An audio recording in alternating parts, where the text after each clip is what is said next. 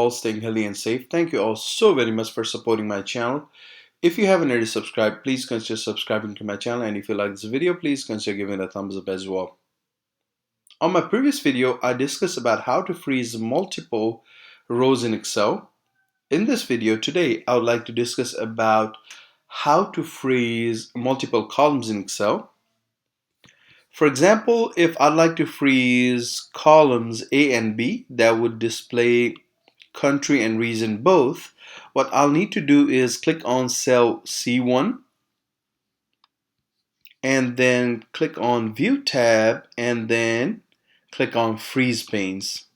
Now what it will do is it will freeze all of the rows above cell C1 and then all of the columns to the left of cell C1 is frozen as well.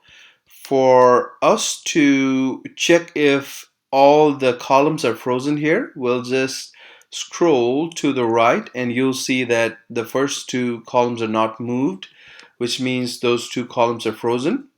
And since we don't have any rows above cell C1, we don't have any rows frozen. Now I'll go ahead and unfreeze panes over here to unfreeze the frozen columns.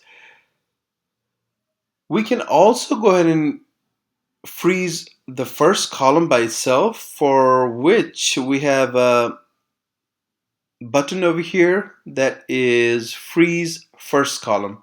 So now if we click on freeze first column here, you will notice that the first column is frozen, and we can similarly unfreeze the frozen column by clicking on unfreeze panes.